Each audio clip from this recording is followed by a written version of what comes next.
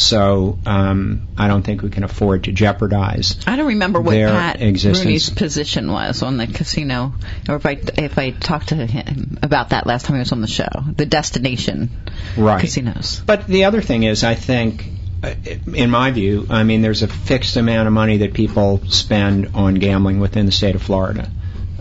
If you create 20 or 30 more outlets to do that, you just dilute the ability to stay in business of the ones that are here. And I don't think you increase the amount of revenue that the state takes in, and I don't think you increase the amount of revenue that the gambling establishments themselves take in. So I don't know that it really, at the end of the day, does us a lot of good to have 20 or 30 more casinos around. As you're aware from being on the city council, one of the most important things that you get to do on the city council as well as on the county commission is to bounce the budget. So when how would you do that? You were talking about a rollback. Right. Is that going to be possible? I think it's not only possible, I think it's mandatory, because I think it's really almost immoral for us to be taxing people who are struggling as much as we are. And again, the population here in the county has probably stayed flat over the last 4 or 5 years. Right. Inflation hasn't been that much of a factor, so I think we need to sort of go back to a good way to do it would be to benchmark where home values are now and say, okay, if they're at about 2002 levels, let's see what the county was spending in 2002, adjust that for inflation, and that should be our target. I don't think the target should be just retaining or maintaining the size of government as it is now. I think we need to roll it back. But let me tell you how, there's some ways we can do it. I was founder of a group called the Taxpayer Action Network, and one thing we've looked at is in all large organizations, the federal government is a perfect example of this. Is that a local, state, or federal group? It was a local group. Okay. A local county group. But, the federal government is a perfect example of it, and it's this problem that we have here, but on steroids, and but there are so many things that they do.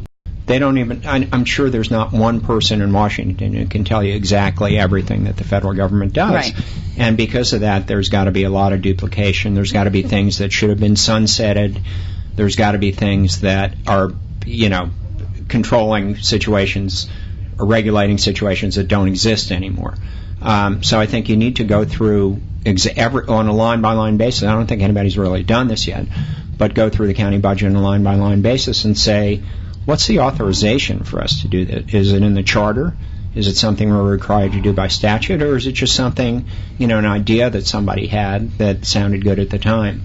And you've got to obviously do the things that you're required to do by the charter and by statute, but all those other things that all the other programs, we should look at them and see if they're really doing anybody any good and whether they're cost effective. What about cultural things? And then we have all these things, and I love my dogs, but there were all these dog parks that crept up all over. I know my kids like to go to the dog park. I would never go to one. And last thing I want to do is be around other people with their dogs, and especially people with big dogs who are capable of attacking me or my dog. But these dog parks, that's got to cost the county some money, and then they've got these water parks. Like this is Florida. Like we don't have enough water parks. We need the county to put up all these water parks that are public versus, and then the private business is losing because the county has to put up water parks. I agree that we shouldn't be in competition ever with private enterprise. Usually private enterprise can do things much more efficiently. They're driven by profit, right? By the profit motive. So they'll probably do things more efficiently and in a way that serves consumers better. But that's not to say that, our quality of life here is really good. And we have to be careful not to start throwing out the baby with the bathwater, because a lot of the things that we do for our citizens here make this the attractive place that it is, and when the economy starts growing again, which it has to, we want this to be the best place for people to relocate to. And what I think, though, is where and most one of the problems is, I think, in Palm Beach County is you have so many of these municipalities.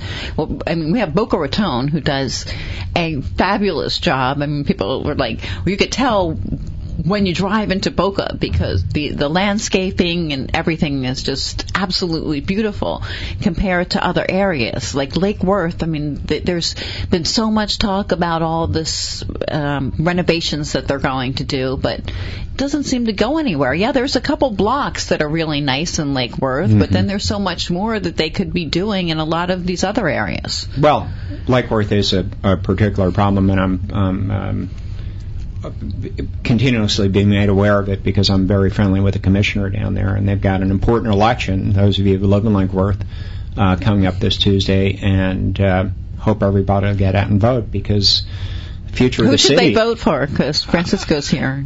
I don't know all the candidates. Are you in the city of Lake Worth? Yeah, okay. But, who are you supporting? Can we say that, or... No. I am supporting Pam Triolo. Okay. And hope she wins.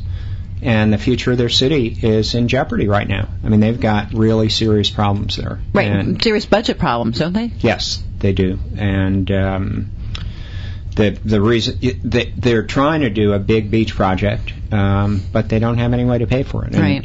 They're in a kind of a death spiral because they are taking in less and less revenue because a lot of the properties there are below the actual threat 50,000 exemption, and so don't pay any taxes. Right. City has trouble providing services because it does. Property values go down, and something's got to break that cycle. And we need some really good leadership down there. We're going to take another quick break, and we get back. There's a couple more issues I wanted to try to get in to talk to you about: redistricting and the appointment versus election of constitutional officers. And we'll be back in just a moment. Welcome back to the Justice Hour on WWNN 1470. I'm Lisa Macci, and the hour has just flown by with special guest Hal Valeche, who is a candidate for Palm Beach County Commission. We talked about a lot of issues: casino gambling, ethics, term limits, cutting the budget, casinos. So we've got a few minutes left. So let's talk about redistricting. There's one issue that I heard about for the first time. Now, there's 7 county commissioners and there's 7 members of the school board in Palm Beach County. The League of Women Voters said they want to get the districts aligned, which I don't necessarily agree with them on that either, because I think in districts where you have a strong county commissioner, they're going to be able to basically handpick the school board member or vice versa.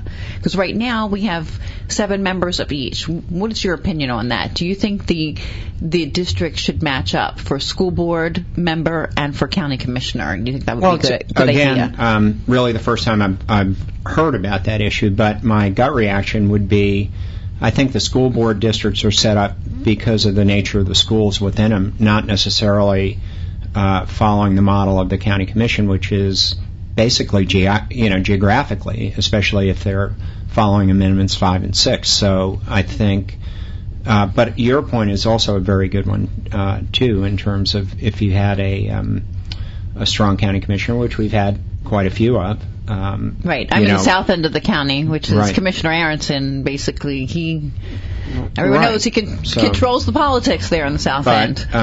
But as I said, I think school districts are probably formed to have a mixture of different types of schools, of magnets, of middle schools, things like that, with different demographics of the students, and I think there's probably some real intent. I don't think those districts were drawn randomly. Before we run out of time, I'll touch one more issue: appointment versus election of constitutional officers. What are your thoughts on that? Well, it's also a very good, excellent question. I think where I come down on it is, although I'd love to see, I can understand the arguments where people are again duplicating efforts. They have separate systems, separate payrolls, separate and they're costing, perhaps more money than they should.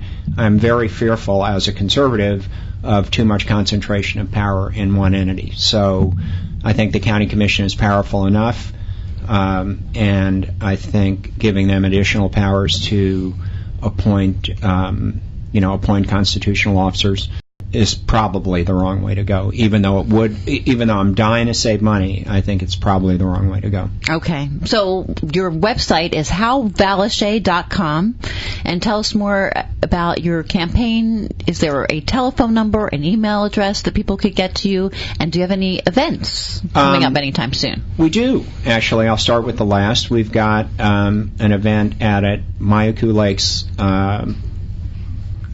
Club. What's it called?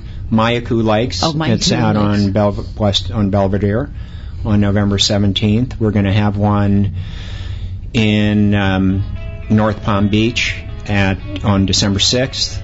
I think we're going to have one in downtown West Palm Beach December 15th. Are you putting them on your website?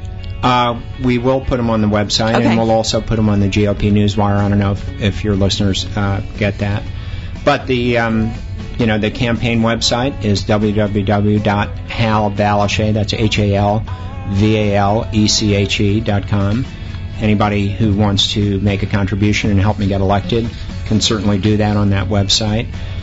We do have two valid email addresses. You can email me directly, hal@halvaleche.com or info@halvaleche.com. Well, thank you so much, and I wish you the best of luck. And okay, well, thanks, Lisa. It was great. Palm Beach County really Commission as of here. November. Okay, well, thank you, and I'd love to come back. I'd love to have you back. Thank you to WWNN, to Joe for great work on the board, and Francisco's here making a videotape for us today, and his company is Lizamundo Videos. And thank you for listening. Call me for information on advertising and sponsorship, 561-361-8528. Go to my website, www.lisamacci.com. Sign up for my weekly newsletter with information on upcoming guests and events. Email me, let me know you're listening, lisa@lisamacci.com. Find me on Facebook and follow me on Twitter. God bless you and your family. And remember to keep listening to the one and only Justice Hour, because if you don't know your rights, you just don't have any rights. To the award-winning Justice Hour with attorney Lisa Macci.